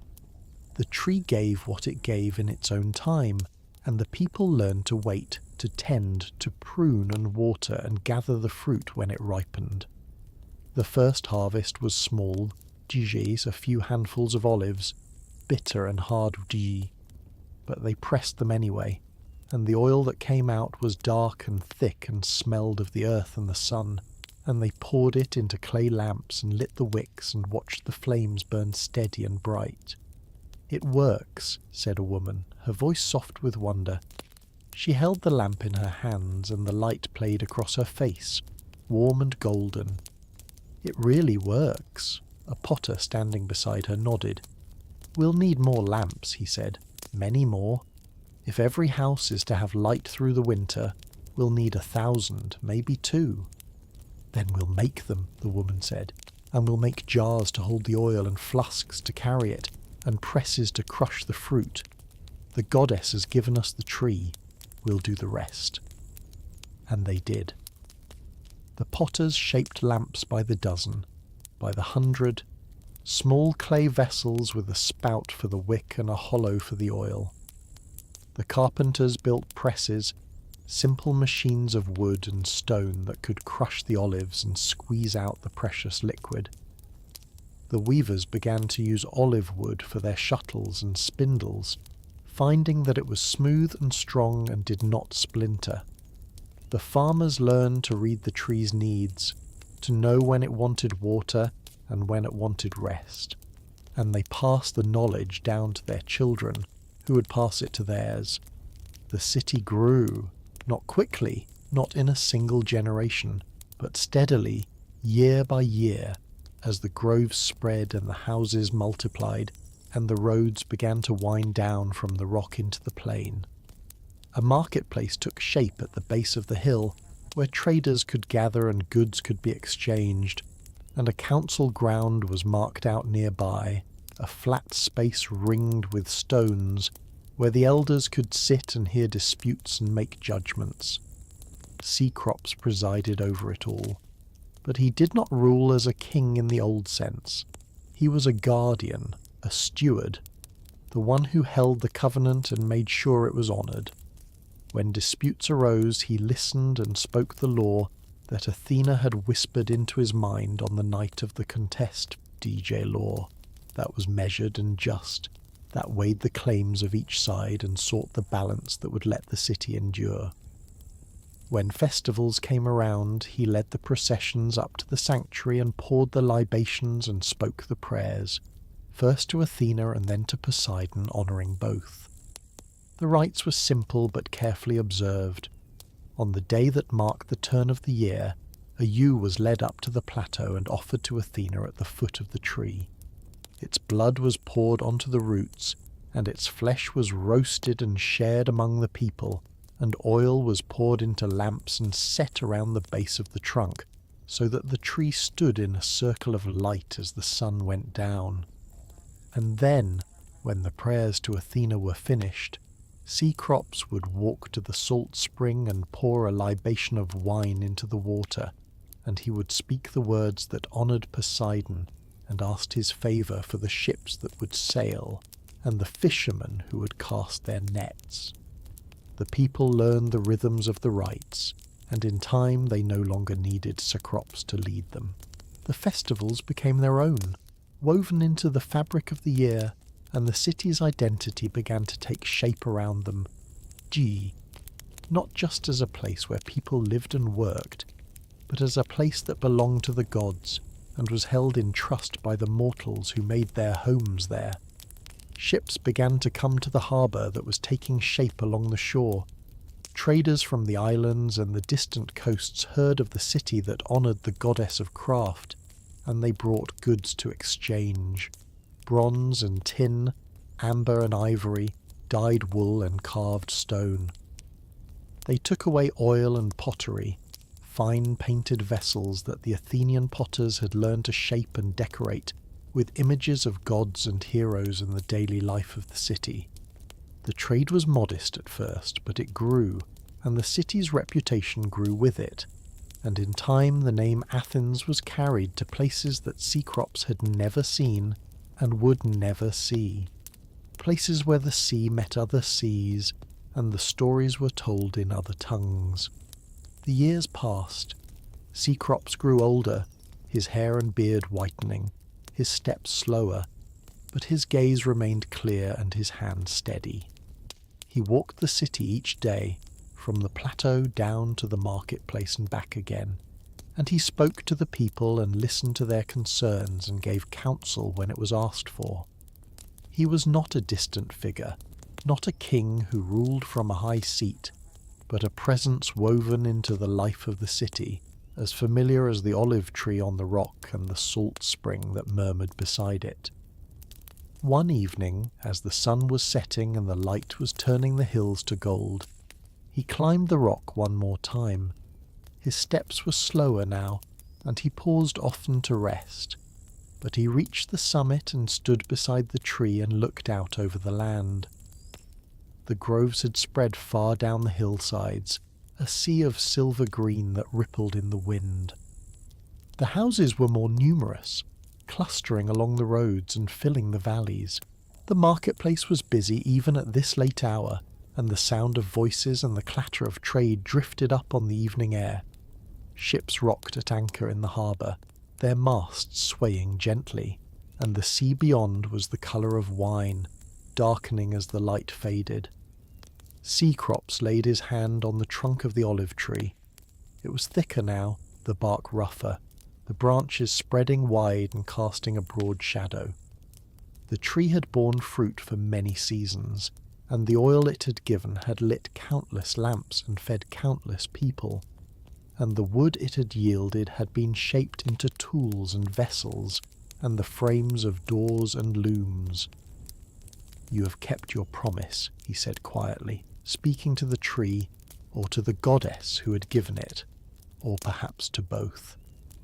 "The city endures, the covenant holds." The leaves whispered, and the owl called from somewhere in the branches, a soft three-note song that seemed to carry both blessing and farewell. Seacrops walked to the salt spring and knelt beside it.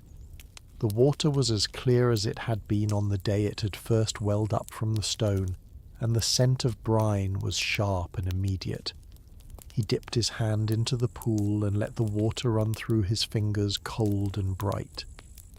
"And you, Lord of the Sea," he said, "your gift is honoured. The spring remains and the covenant holds. May it always be so." He rose and stood between the tree and the spring, and he looked up at the stars that were beginning to prick through the darkening sky. He felt the weight of the years on his shoulders, the slow accumulation of time and memory, and the knowledge that his own span was drawing to a close. But he felt no fear, no regret. The work had been done. The city had been named and given its guardian, and the covenant had been made, and the people who came after would carry it forward. He descended for the last time as the night came on, and he went to his house and lay down on his bed, and he closed his eyes and let sleep take him. And in his sleep he dreamed of the city as it would be in the ages to come, and the dream was full of light and voices and the rustle of olive leaves in the wind.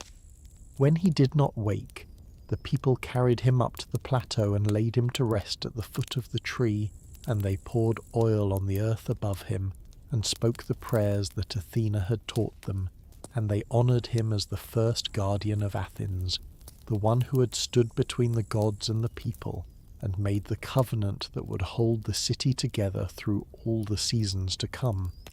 The years became generations, and the generations became ages, and the city grew and changed and was shaped by fire and war, and the slow accumulation of wisdom and error. The sanctuary on the rock was rebuilt, expanded, made grander, until it became a temple with columns and a roof, and a great bronze door. The olive tree was enclosed within it, protected and honoured, and the salt spring was given its own chamber, a quiet place where the water could murmur and the scent of brine could rise and remind those who came that the covenant had two halves, not one. The tree itself endured. It grew and aged and put out new shoots when the old wood cracked and failed. And once, when fire swept over the hill and consumed the temple, and left the plateau scorched and black. The people came up the next morning expecting to find nothing but ash, and they found instead a single green shoot rising from the blackened stump, slender and pale and impossibly alive. They wept and gave thanks, and they rebuilt the temple around the tree, and the shoot grew into a sapling, and the sapling into a tree, and the cycle continued generation after generation, as if the goddess herself had woven the city's life into the life of the tree and made them inseparable. The covenant held. In the marketplace, merchants poured libations to Athena before they opened their stalls. In the council ground, judges swore by her name and invoked her wisdom when they rendered their verdicts. In the harbour, sailors poured wine into the water and asked Poseidon's favour before they cast off. And on the rock, the tree and the spring stood side by side, holding the city's identity in the balance between craft and strength, wisdom and power, the slow work of the earth and the sudden force of the sea. The stories were told and retold. Mothers sang them to their children at bedtime, and the children grew and sang them to their own children, and the songs changed with each telling, but the core remained. The contest, the gifts, the choice, the covenant. And always at the end the same quiet assurance.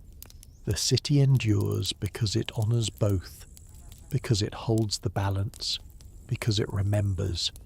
On quiet evenings, when the wind moved through the groves and the lamps burned in the windows and the sea murmured against the shore, you could climb the rock and stand beside the tree and the spring and feel the presence of the covenant as if it were a living thing.